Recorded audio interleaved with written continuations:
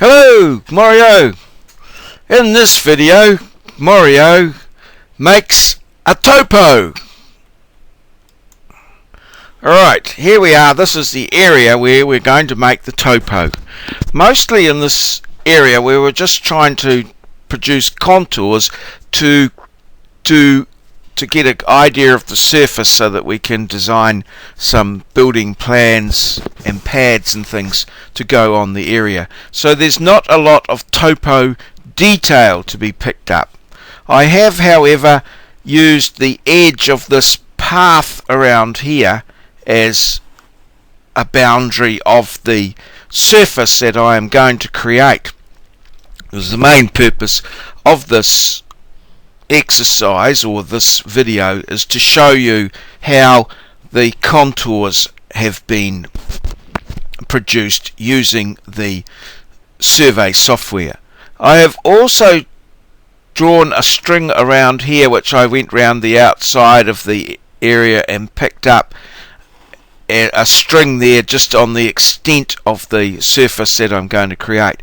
With the software that I use, it's quite important, well, it makes it a lot easier if you have quite a defined area to work in, because when it comes to the next stage, which you will obviously see soon, it helps with what we call the nulling of the triangle.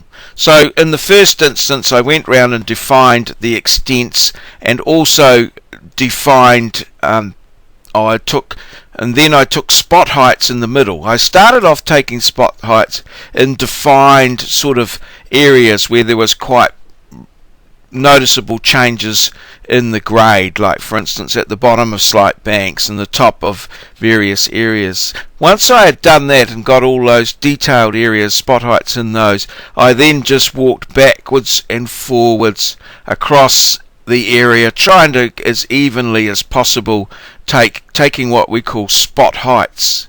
So at each of these points here I have taken a level.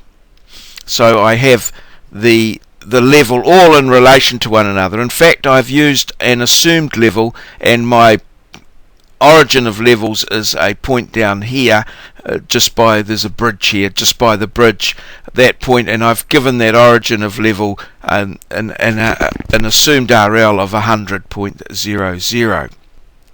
So that's the first step, is to go through and to get all of the spot heights, collect all that spot height information. There's also spot height information along these string lines that define the extent of the surface that we are defining.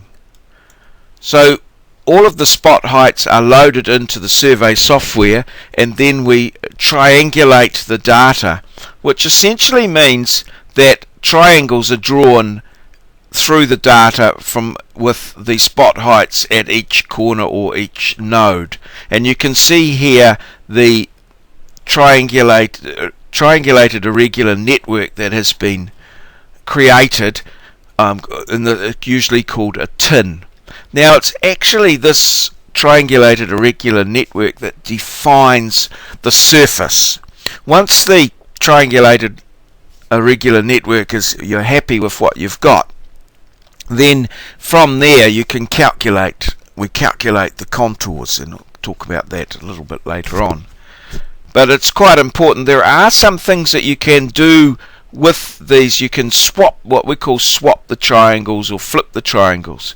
Also we can null some of the triangles. Now that's why it's important to have the extents in there, because sometimes the software wants to create triangles out here, say between points here that are actually outside of the area, so it tends to extrapolate outside of the area that you want. So having the extents means that you can null or get rid of those triangles that are outside. I'm emphasizing this word null because in the software it has a specific meaning with regards to getting rid of the software. Now, as you know from little previous exercises that we've done, if we have a height here and a height here, say for instance that's 11.8 and this here's 12.2, we know that halfway between the 11.8 and 12.2 the 12 metre contour would run through. And so it is that with every little line here we can determine which contours run through here. So the next thing now is to actually calculate the contours and how we go about doing that. Now in the software itself we can determine what contours we want, what contour interval, whether we want major contours shown in different colours, so there's quite a lot of flexibility there. So here it is. This is the contour calculation, if you like. So in the software I've asked them to put in contours. I think I've gone 0.1 metre contours with a half metre major contour interval. So from there, so then if that, say for instance, was 0.5, that'd be 0.6, 7, 8, 9, and then up to 10 or whatever it's going to be. And so you can see from this software here how the contour intervals have been calculated, and they intersect the lines of the triangulated irregular network. I've got to look out for things like contours never overlap. They always start and finish. Sometimes you can get some odd little things. You can look out for stray points that are perhaps put in incorrectly. You'll get a whole series of contours creating a large hole or a big hill or something like that. But generally the data here looks fairly tidy and consistent with what I understand the surface to look like. So having then done our contours in this next bit here, I've deleted out the tin or the triangulated irregular network, and these are the contours, and I've also labelled the contours. It's usual to label the contours going uphill is the usual way, and there's various choices within the software. So there you have it. There's a topo plan done of this particular area, and a surface has been created. Now with that surface in the software we can create other surfaces. Say for instance, if we were to build a platform, we could create a design surface for that platform, and then we could cut the two surfaces together to see where they intersect and determine our volumes and what have you, volumes of cut or fill or whatever we're going to do. So very powerful stuff, the creating of the surfaces, and the first stage of that is the surface area.